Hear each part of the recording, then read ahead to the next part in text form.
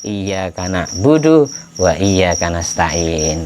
Ayat itu seperti itu, hanya kepadamu lah aku beribadah ya, bukan karena selainmu. Jadi boleh kita punya hajat, misal punya hajat ingin lancar rezeki, ingin punya motor, ingin punya mobil, ingin punya rumah. Hajat itu jangan dijadikan niat ibadahmu, tapi jadikan doa setelah kamu ibadah. Beda doa setelah ibadah dengan niat ibadah. Ibadah kita tetap niatan itu cuma dua, karena Allah, karena Rasulullah. Itu loh, bukan karena saya ibadah biar Rasulullah bahagia melihat saya umatnya ini tidak mengecewakan beliau, mengamalkan ilmu yang dibawa oleh beliau. Saya ibadah biar saya dapat ridhonya Allah, itu yang benar. Semisal nanti sesudah ibadah kita doa rezeki, doa hajat, itu tidak apa-apa. Jadikan semua hajatmu, semua cita-citamu jadi doa setelah kamu ibadah. Jangan kau jadikan niatan ibadahmu. Benar, maksud gitu. Maksudnya seperti itu maksudnya.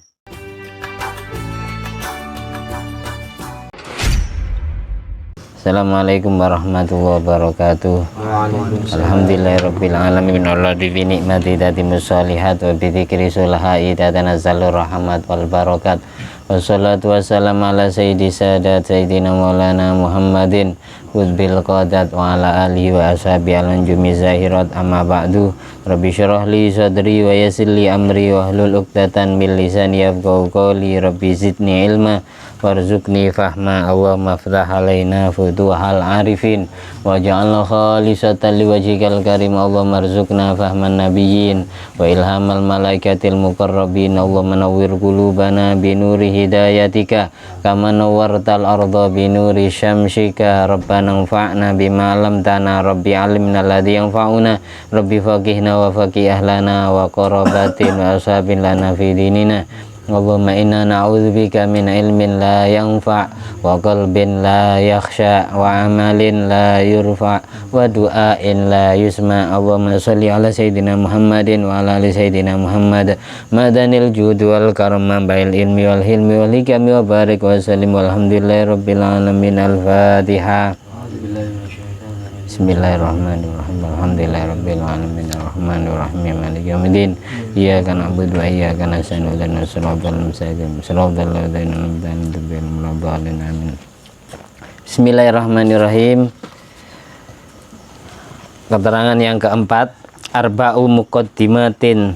Ini masih bab zikru ba'dil kutub, menuturkan sebagian kitab-kitab karya ulama klasik, ulama salaf. Arba'u muqaddimatin, ada 4 muqaddimah kitab, tambagi qiraatuha wa takriruha. Alangkah baiknya sering kita baca.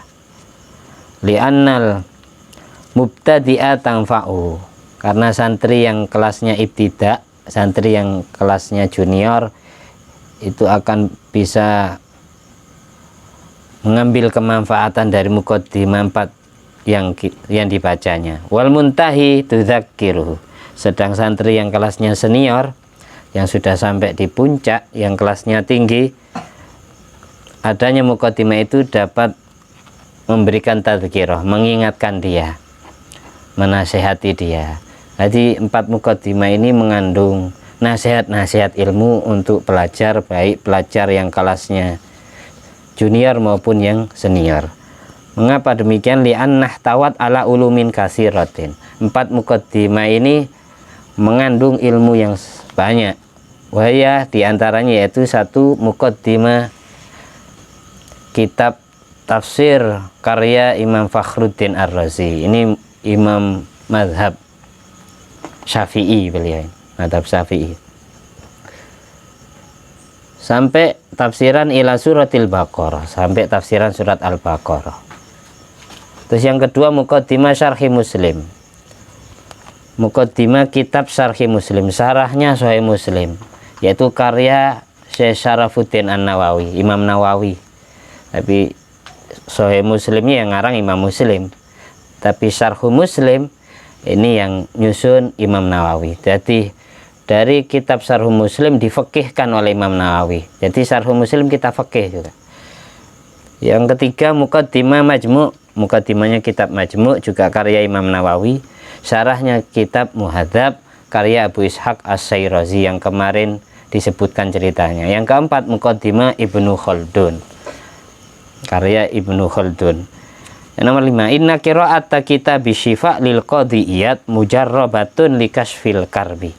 Membaca kitab Asy-Syifa karya Qadiyat itu mujarab untuk melapangkan kesusahan. Orang yang lagi susah baca kitab itu tiba-tiba bahagia, bisa jadi obat.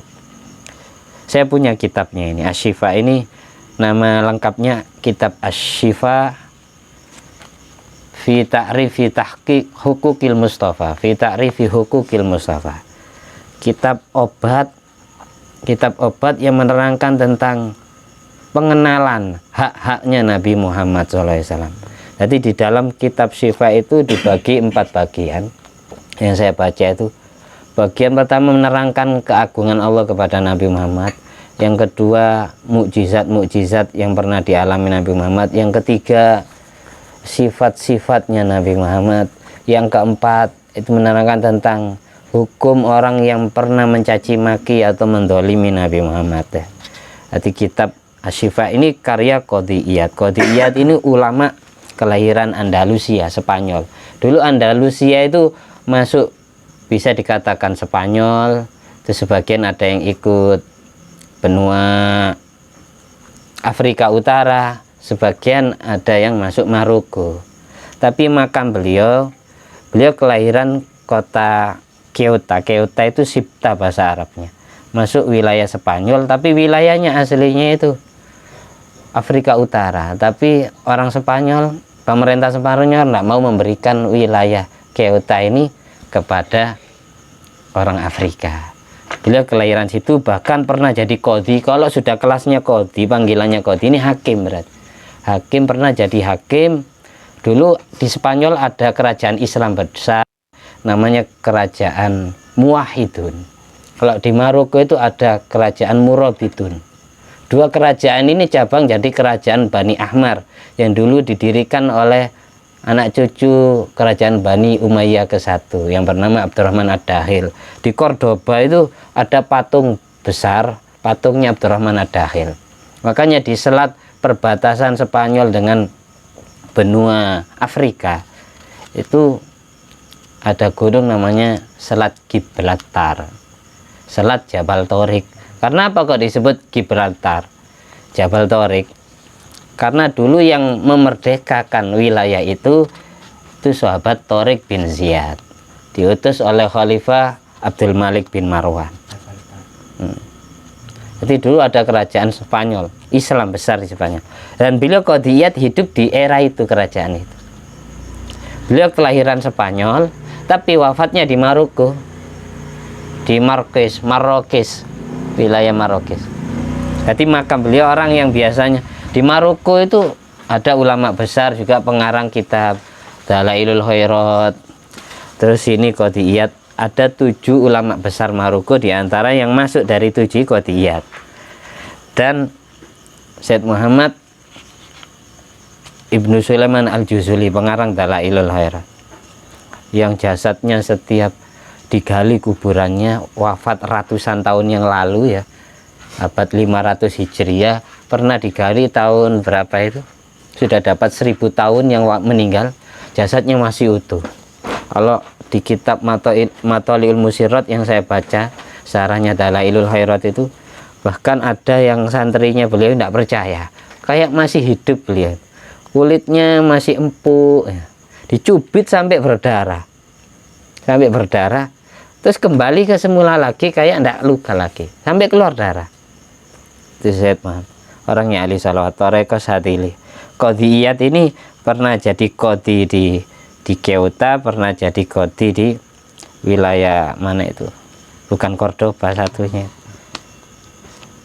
jadi hakim. Membaca kitab Syifa karya Qadiyat mujarab untuk mengobati galau, kesedihan, karbi.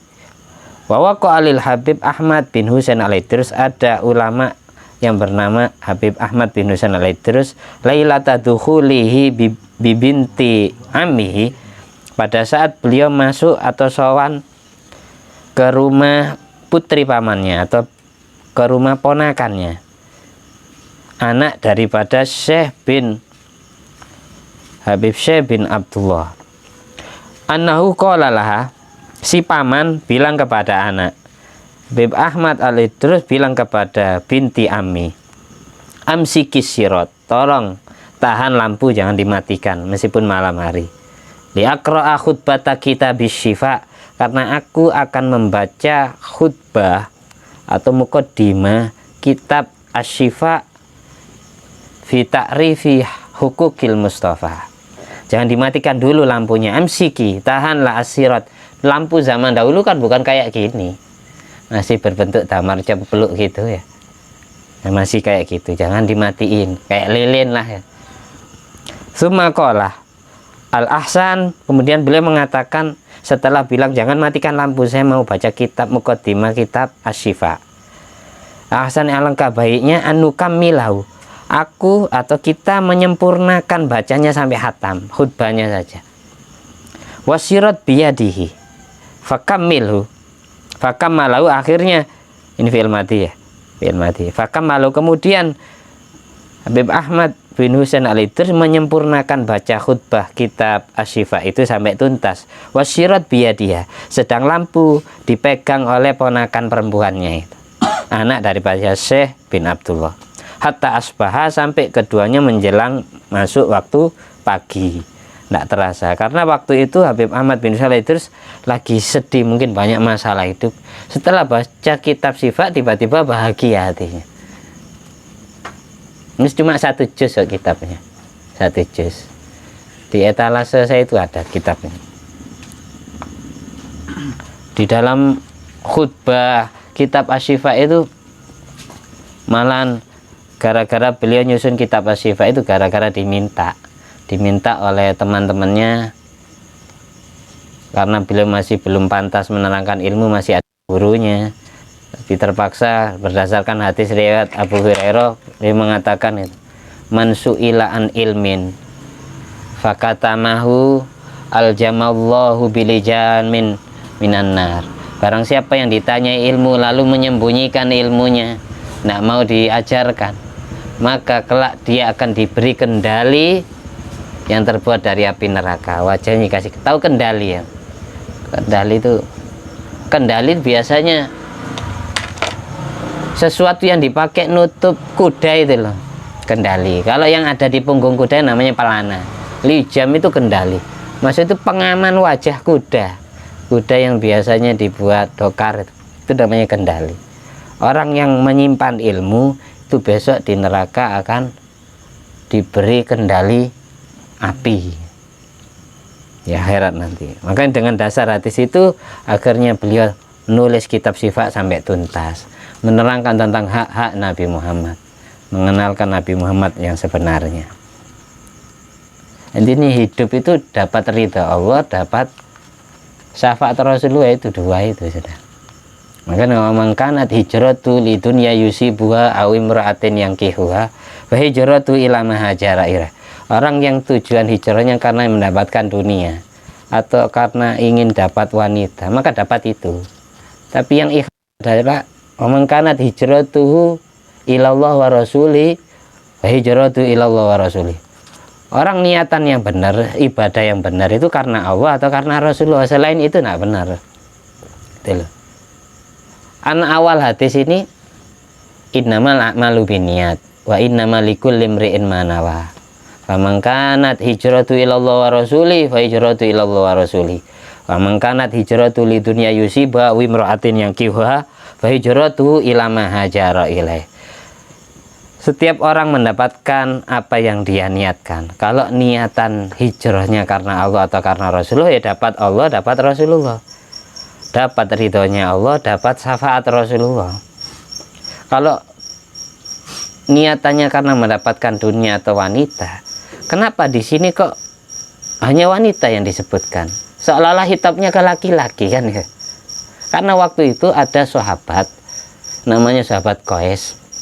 Ini hijrah dari Mekah ke Madinah karena mengejar janda. Akhirnya Nabi itu kalau dakwah itu sesuai kronologi awalnya. Bukan karena di hadisnya disebut wanita, berarti kalau ada wanita melakukan ibadah karena calon prianya ya berarti ya enggak apa-apa. Bukan seperti itu. Jadi enggak bisa mafhum mukhalafah. Karena awal mula hadis ini karena kasusnya laki-laki. Sehingga Nabi dawuhnya barang siapa yang hijrahnya karena mendapatkan wanita atau karena ingin mendapatkan dunia, harta rampasan perang, itu mendapatkan kekayaan, ini dapat itu, tidak dapat pahala akhirat, intinya gitu. Jadi maksudnya hadis itu orang yang niatan ibadahnya, hijrah kan termasuk ibadah, bukan hanya hijrahnya kaki pindah ke satu tempat ke tempat yang lain. Yang dimaksud hijrahnya hati juga, hijrahnya hati.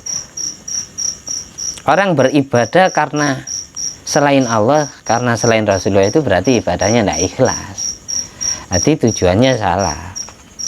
Makanya di hikam itu latar hal min kaunin ila kaunin walakinir hal minal akwan ilal mukawin.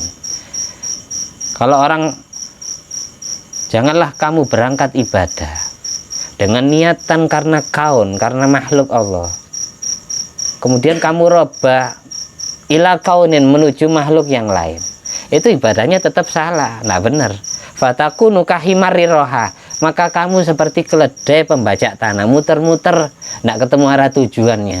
Tujuan kita hidup itu mendapatkan ridha Allah, turun mendapatkan syafaat Rasulullah.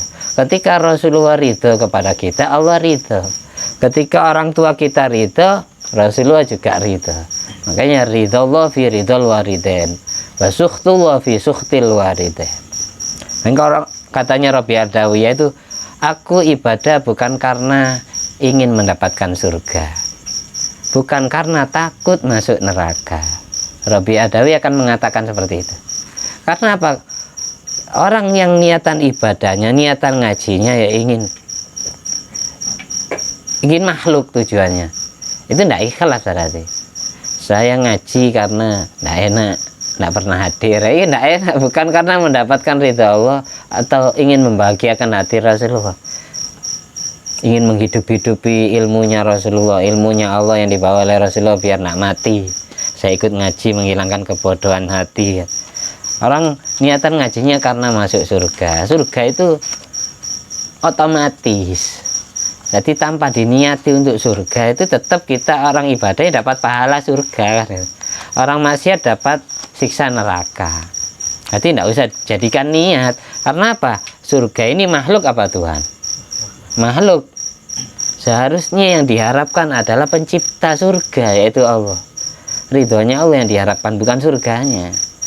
Neraka itu makhluk apa Tuhan? Makhluk. Seharusnya yang ditakuti bukan nerakanya, tapi Allah yang menciptakan nerakanya. Gitu maksudnya.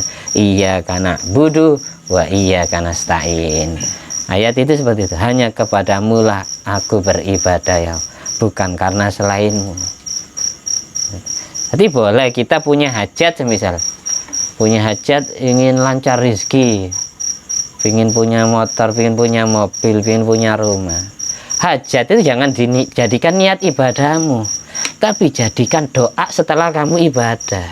Beda doa setelah ibadah dengan niat ibadah. Ibadah kita tetap niatan itu cuma dua, karena Allah, karena Rasulullah. Itu loh. Bukan karena saya ibadah biar Rasulullah bahagia melihat saya umatnya ini tidak mengecewakan beliau, mengamalkan ilmu yang dibawa oleh beliau. Saya ibadah biar saya dapat ridhonya Allah, itu yang benar. Semisal nanti sesudah ibadah kita doa rezeki, doa hajat, itu tidak apa-apa. Jadikan semua hajatmu, semua cita-citamu jadi doa setelah kamu ibadah. Jangan kau jadikan niatan ibadahmu. Benar, maksud gitu. Maksudnya seperti itu maksudnya. Latar hal min kaunin ila kaunin fatakunu kahimarir roha walakinir hal minal akwan ilal mukawin. Seperti itu. Kita lanjut yang terakhir ini. Yang keenam, akhodal Habib Abu Bakar bin Abdul Idrus anin Imam Yahya bin Abi Bakar al-Amiri sohibi bahjatil mahafil. Ada seorang ulama Abu Bakar al-Idrus mengaji kitab kepada Imam Yahya, pengarang kitab Bahjatil Mahafil. Wa talaba minhu ayyuriyahu. Habib Abu Bakar al-Idrus ini meminta minhu dari Imam Yahya sahibi Bahjatil Mahafil, meminta ayyuriyahu untuk diperlihatkan maudhi al-asabi'in nabawiyah, tempat bekas jari-jari kenabian, min dohrihi yang ada di punggungnya Imam Yahya.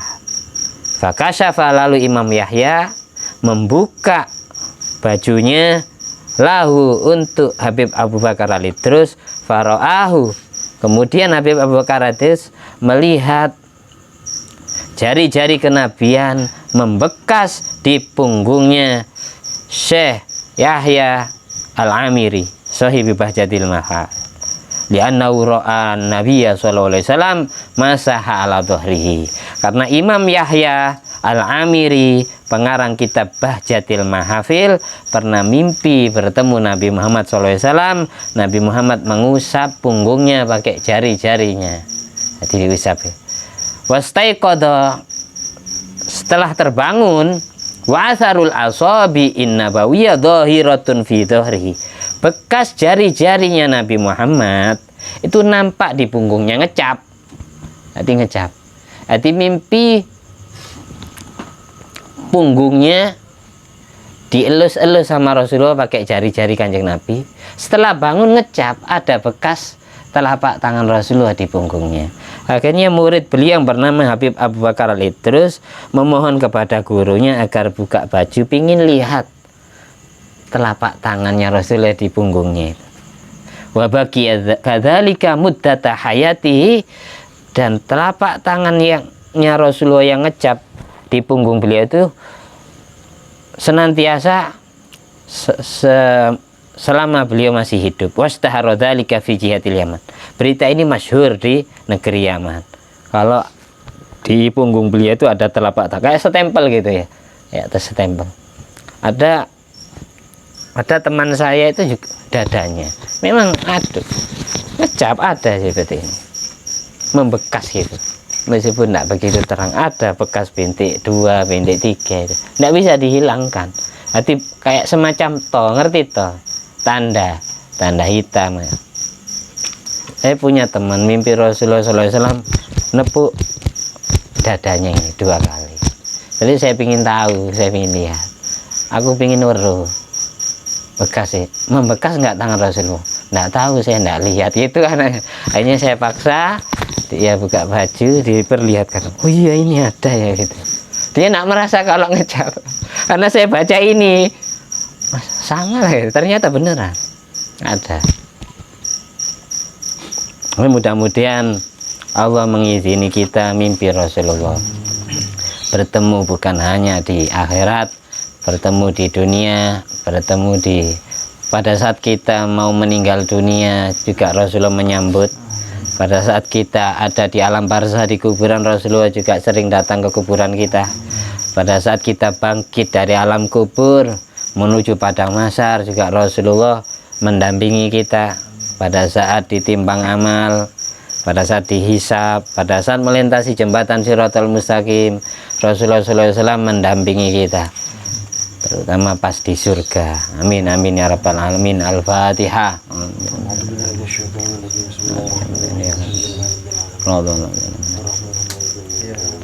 Makanya katanya Habib Umar bin Hafid rahimahullah ta'ala, innallaha lam yakhluq wajhan aujaha wa abha wa asbaha wa asfa wa amlaha wa anwara min wajhi Muhammad SAW.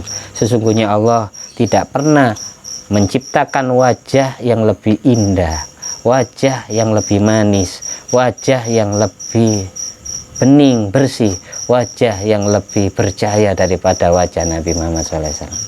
Kalau memang orang itu serius ya, akan setiap hari berdoa kepada Allah agar diizinkan melihat wajah Rasulullah.